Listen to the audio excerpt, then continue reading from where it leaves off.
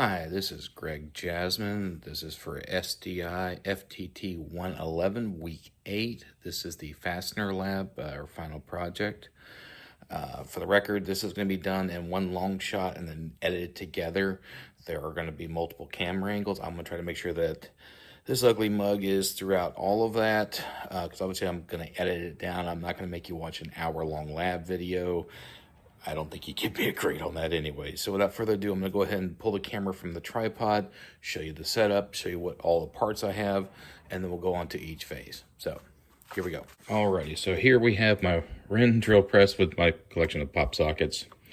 We have a sanding disc drum, which I absolutely love, the 2 suppleted bits, multi-chuck key. I do have my gloves. These are nitrile heavy-duty textured safety gloves. I have a pair of flush cutters and screwdrivers. These are kind of more of a backup need. I have a writing utensil, the chuck key for the thread cutters. I have a precision tool with a little unique. It's a horseshoe key. This is really good for, well, messing up slotted screwdriver bits. I have a center punch tool. I have a sanding block, charger for my Dremel tool. I'll get in a second. 320 grit. This is multi-grit mix. I have a large flat file. I don't really like the small files for this application. I have a set of long-handled needle nose pliers for, again, doing the set screws. I have a scratch-all. I have our aluminum block. I gave it a quick light coat of enamel. Our calipers. Again, our screws. iPad here, which usually has, I keep up the instructions for. We'll have that up in a second. Marker, where if we have to redo that. I have our reamer bits. I have an extra spare set of Dremel cutoff wheels. I have my Craftsman Dremel set with a cutoff wheel pre-installed. It's battery powered. I also have our bluing kit with pads and Q-tips, our vise that we'll be using, and then I have a second camera mount here. This is our primary camera mount. So first things first, we have our block. Just turn on our calipers. Always make sure they're flush and set at 0. Otherwise, especially with digital calipers, you gotta be extra careful. Unlocking it, let's find out how wide this is. And I'm gonna take it at 3 points, because Murphy's Law, this isn't flush.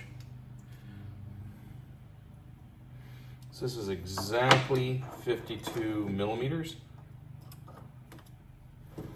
It's 52.39.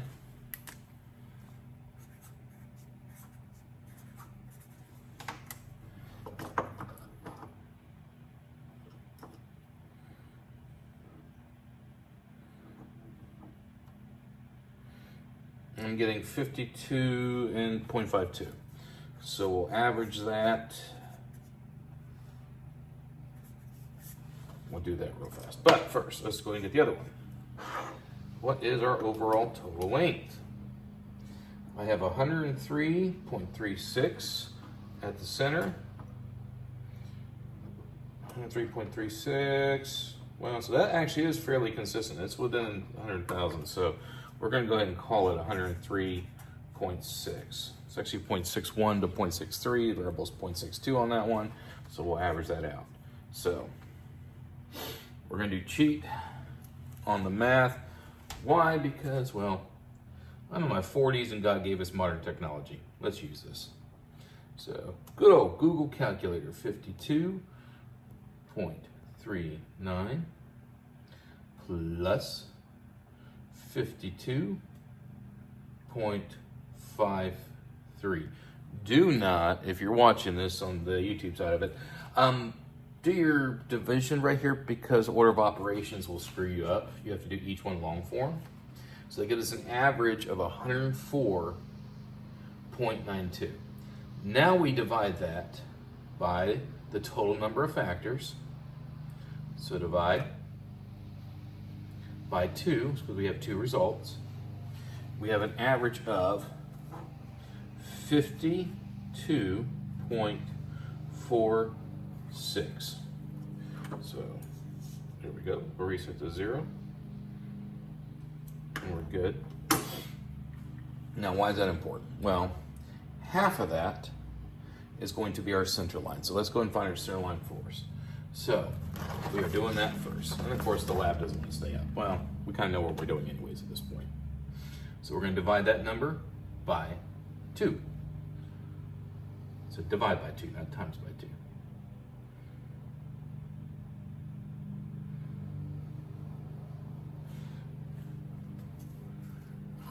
Alright, so if you're like me and you have a protective cover on this one, left gets a little extra. Clear all. So 52.46 divided by 2. This is finding our center line equals. So our center line on the horizontal is 26.23. Take our calipers, put them on, 0 them. We need to go to 26 millimeters and 2/10.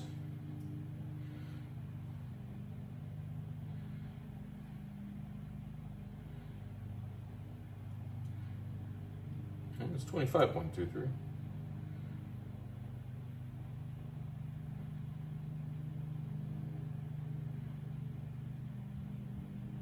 And this is the hard part, trying to get that 1/1000th of an inch. I'm hoping you can see it there with the screen flashing like it is, but 26.23. So this is the hard part. You gotta be very tricky with it. Make it as flush as you can. Just drag it along. And do it on the other side too. Now you may have to do this a couple of times. You should get a nice, consistent line. There you go. Now, let's unlock it. Let's reset it. We're gonna go ahead and 0 it out, and then we're gonna turn it off. Because now we have some other math to do. Now we have to find our vertical lines. And our first one's gonna be to find the center of the vertical line. So we're gonna all clear. We know 103.62 millimeters. We have to divide that by half to find our direct center. And that equals 51.81 millimeters. And we're doing this in millimeters partially because it is more accurate, and the freedom units in me are going, yeah, I don't feel like doing 67th of an inch and whatnot. So we're gonna bring this guy all the way out. 51.69.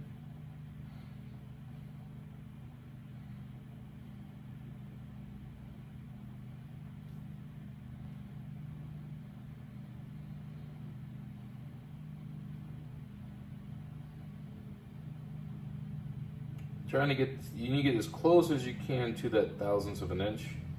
You're going to have some variability.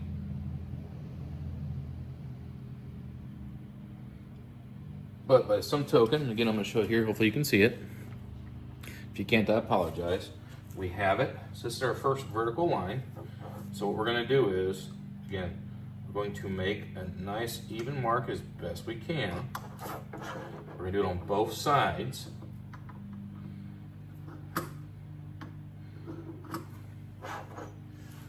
And there we go, there's our half line. Now, we actually need 2 more halves. Well, so let's unlock it.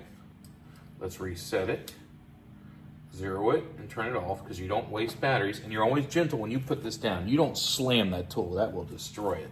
So we have 51.81. We are now going to divide that in half for our last set of numbers, which is 25.905. Our calipers don't go into the thousandths range, so we're going, well, that does, but there's no point trying to do that. So we're going to do for 25.9. So again, we're saying that we are in fact 0. So 25.9.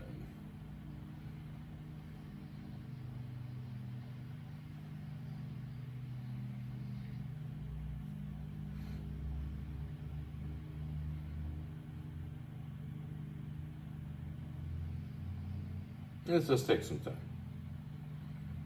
I mean, seriously, when you're doing tenths and hundredths of a millimeter,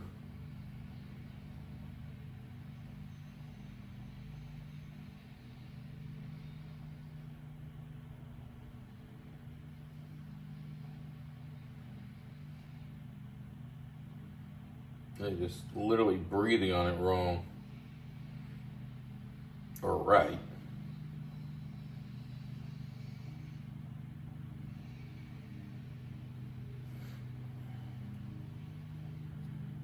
So we kind of split the difference here. As close as we can get is 25.91. It's floating between the 9.1 and 9.0.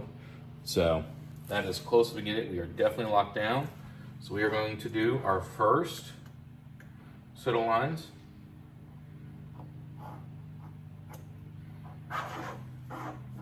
And again, both directions. For one, consistency, and two, gives you a much better line draw. And it also helps you basically maintain your accuracy and your authenticity.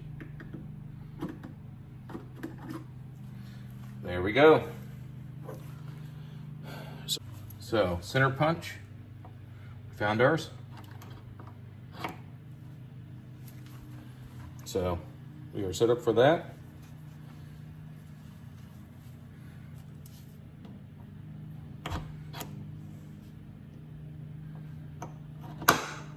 There we go.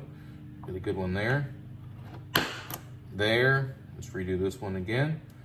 Make sure we're all nice and good in center. Safety's on. We're clear. Power it up. We have good speed. Now we're just going to kiss it.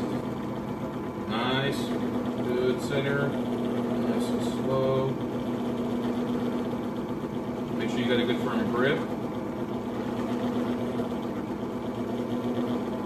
Like how my tray is moving, so I'm gonna go ahead and tighten up just a little more. Again, I'm just gonna kiss it. Bring it on down. Just kiss it gently. So here we go. So again, brushing it off.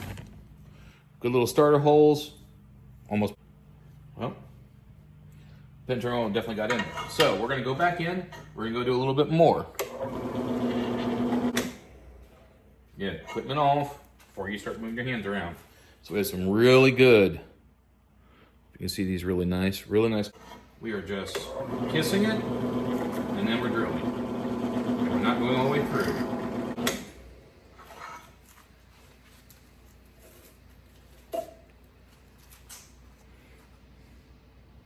We're back, and I'm hoping you can see the workpiece here. This is me just using a little pocket reamer. I'm just coming in, cleaning up the holes just a tad. We may end up using the Dremel for that later. However, I have our coarse thread tap.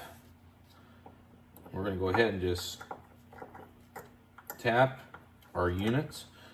Do your best to keep this nice and level. We're not quite where we need the vise yet.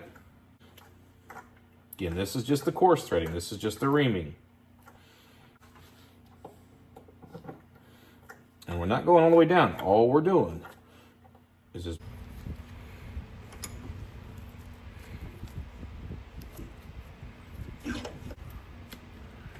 I'm back. I got the fine thread here. Let's go make things happen.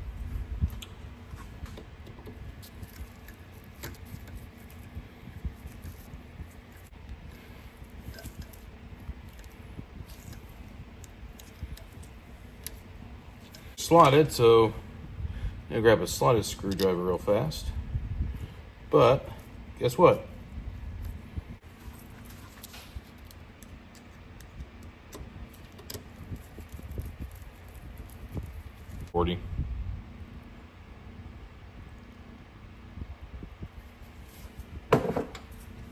Make sure our reamer's clear, nice and vertical.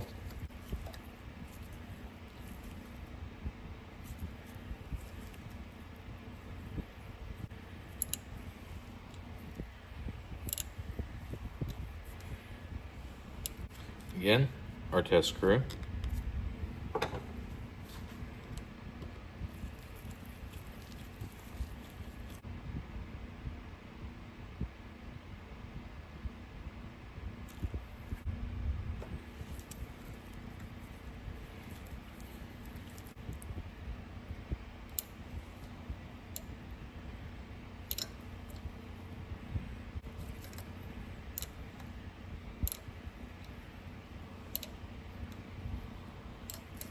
Screw.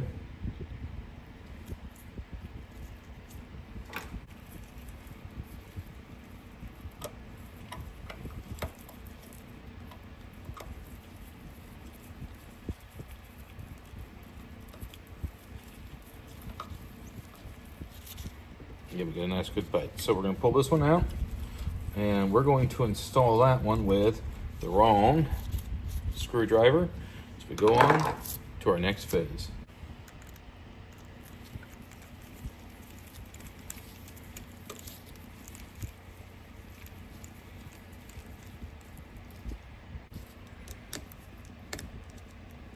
Getting there with the awl. First, we're gonna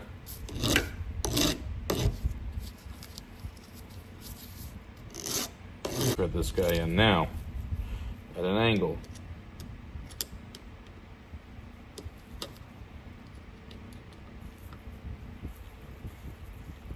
As you can see, straight post, that's in there good.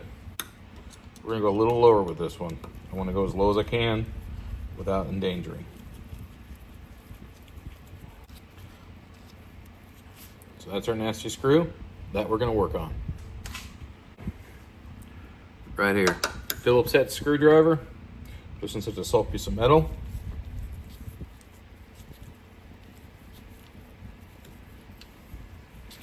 Reopen that hole. Get a little WD-40, just a smidgen.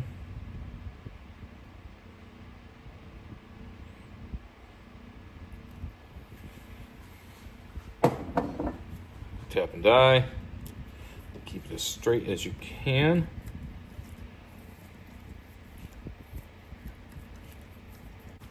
Let's unstuck it.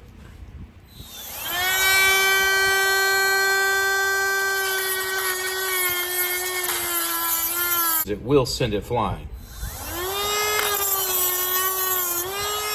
There we go. So now we get a different problem. We have to flush this.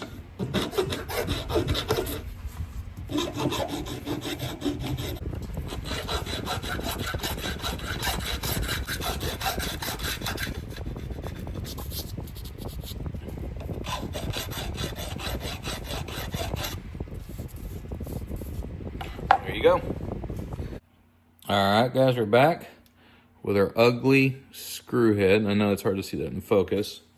We're gonna do a couple of things first. Since I've got it here clamped down, I'm gonna use my pick. I'm just going to clear those lines. I didn't ugly it completely, which is surprising. Alrighty. Small file. Since I apparently have misplaced my small file, I'm going to cheat and use a flathead screwdriver. All I'm going to do is just run it in and out. Just scraping it in and out. So all we're doing is keeping those lines serviceable and U-form. So you can see this. It's kind of hard with this light and this angle, and I do apologize. So I have a nice, good, and clean. You can see it's still pretty gnarly looking, but the inside of it is nice and clean. So now we're going to use the drill press here to clean up the head. So all I'm going to do is take a set of my needle nose pliers here. We've got the drill set up. Small rounding disc, swing a little faster. We're just going to take and gently brush it. We're going to hold here in the tip. You be nice, good, and careful. Objects will fly. Do not do this at eye level. Round over. Try to get where that's focused in there a little bit better. But now, all right, I'm back here. We have our repair we have to do. Now this is gonna be a little more tricky than I'd like. You want a good little tab here. Might be a good idea to center punch this while you can. Give that something to bite on.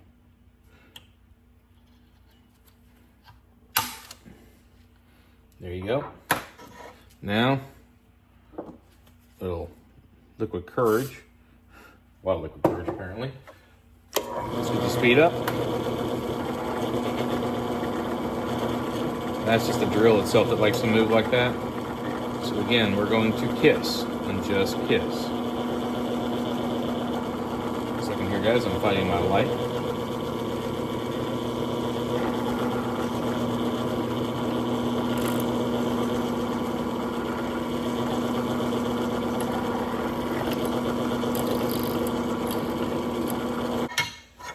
Here we go. All right, here we go.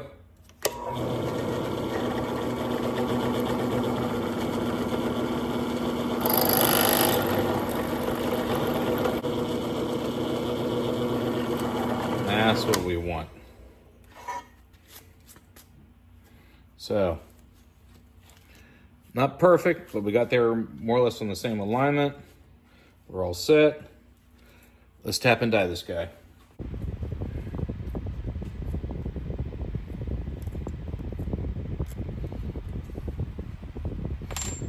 Alrighty then.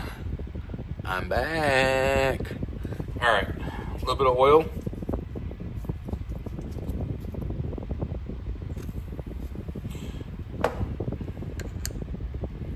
So all I'm doing with the Phillips head, this is kind of a throwaway tool for me, but all I'm doing is just reaming out that hole a little bit more.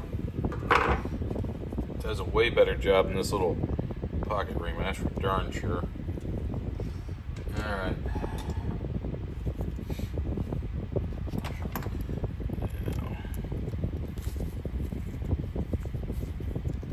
So I thought we're pretty good there on that one. So we're going to go ahead and go straight to our coarse thread. We're going to go all the way in.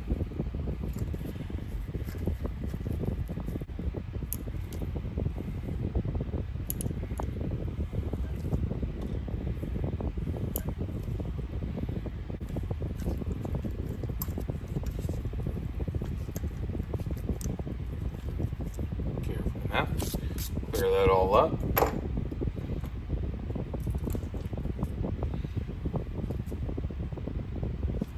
Our good screw.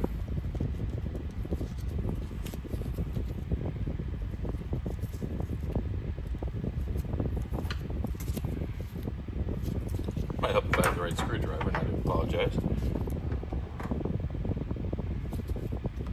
For the record, I hate slotted.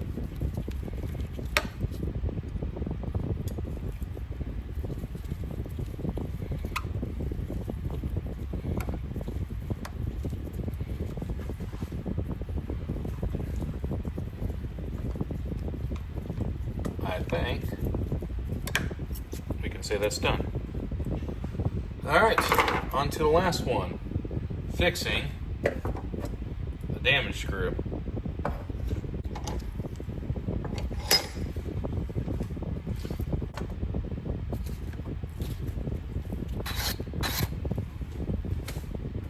All right, not my first time with bluing compound. Yeah, no, not excited about this, but that's normal too. All right, I have some acetone over here. I'm gonna go and clean up the head, prep it, dry it, and then I'm gonna go ahead and re-blue the head. And it should be highly noted, ladies and gentlemen, I am in a well-ventilated area. I'm sure you can hear the fan going behind me. So all this acetone's doing is degreasing it. It's also picking up any of the loose debris, whatever. This goes in. This is flammable, guys. This is flammable, highly flammable. This does not go in the normal trash. This goes in flammable trash. If you don't have a flammable trash thing, talk with your local waste pickup or your fire department. All I'm doing is just clean it up, because bluing does not stick to acetone.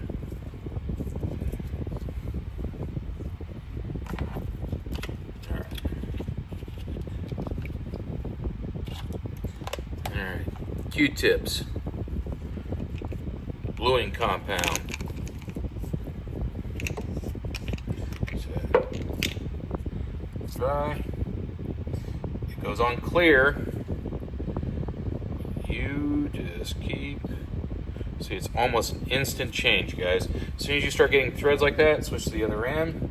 Again, well-ventilated area. You must have PPE. Look at what this is doing.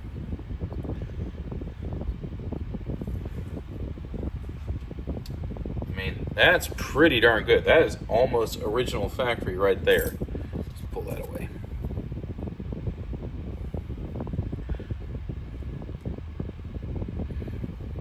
that should be good right there.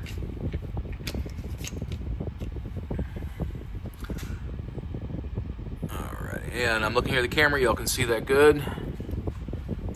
Grab it with needle nose.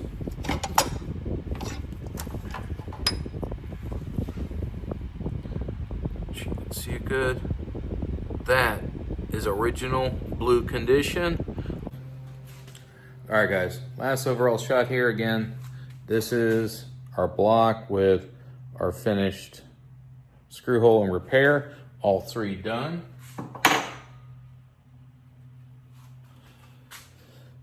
This is, and I'm trying to make sure it's in good focus here, and I apologize if it's not, our reblued screw. As you see, it matches dark factory throughout. You cannot tell. Yeah, that's just after a couple good applications. So they didn't give me a stopper remover, so that's that.